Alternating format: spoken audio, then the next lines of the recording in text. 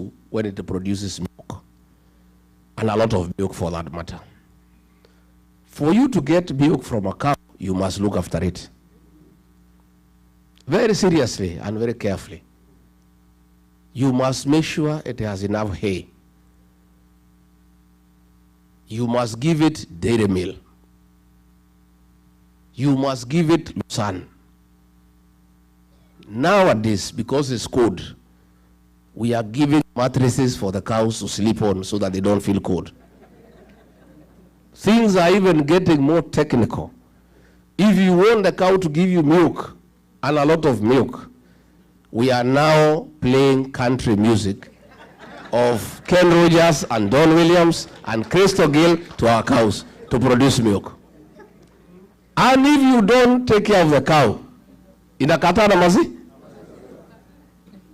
The Diaspora Brigade is a Kenyan dairy cow in matters foreign exchange. There is no way the dollars will flow to Kenya when the diaspora people are unhappy or when they are unsure of what is going on at home. They will even be more reluctant to send any money home if the president orders police to shoot and kill young children. They will not, because they have children at home. They will not send money back home if that money is being given to Soprano to go bribing people in meetings. These diaspora people want to see construction of roads. They want to see provision of clean water. They want good health for their parents.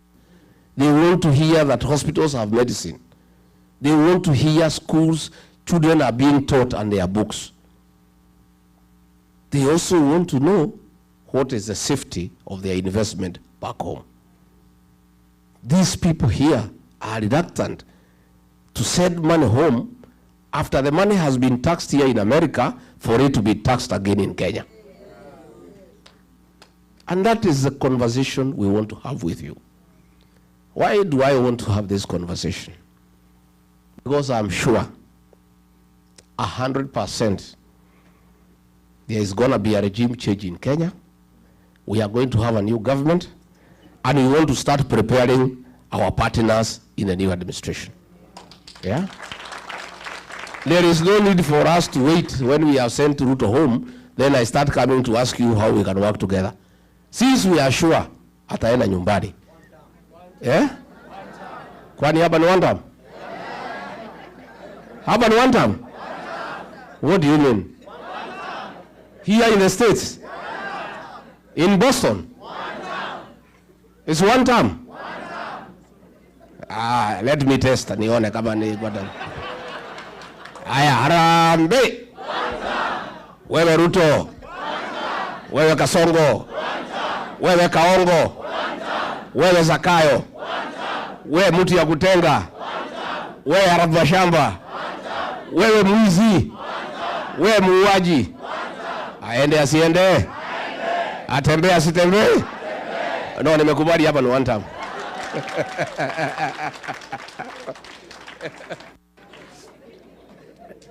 I want us to have a conversation.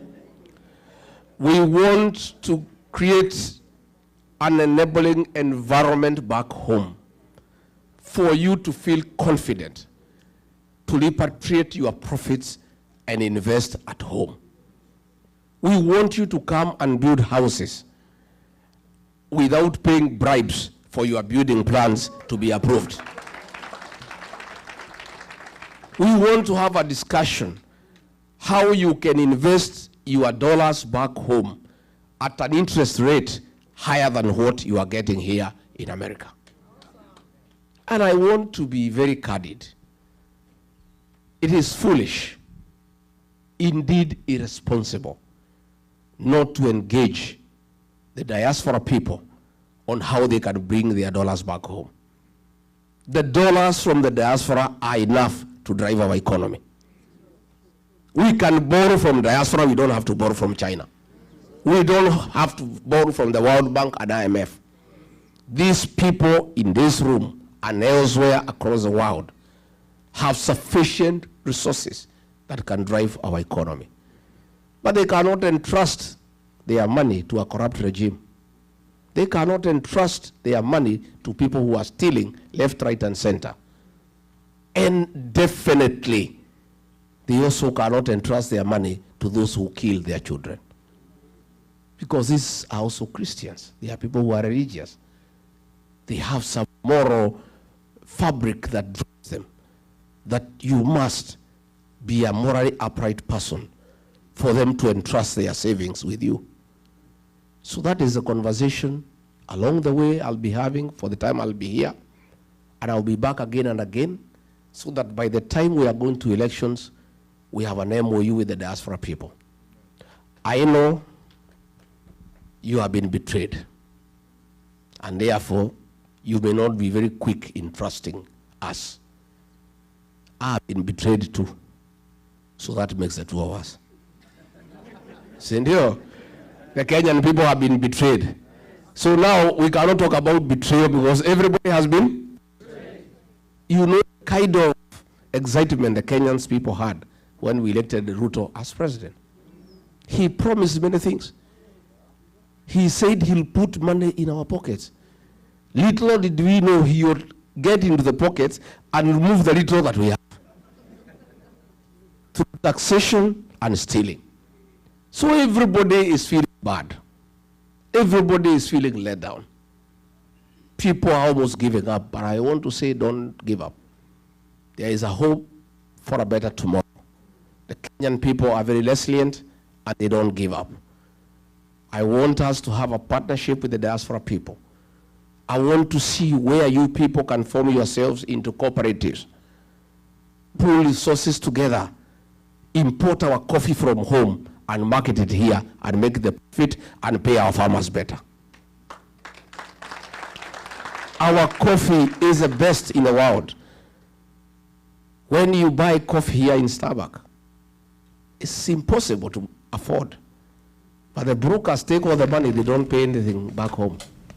Our tea, our avocado, the prices here are crazy, yet the farmers at home are crying. If you people organized yourselves, put money together, purchase avocado from home, sell at the same price, keep some profit, and pay your mothers and aunties well, you will have done well for your country and for yourself. I have many ideas, but those ideas, I have to work with them with you and our children, the Gen Zs. These Gen Z fellows, the present and the future of our country. And there is no leader who is going to succeed without working with these children.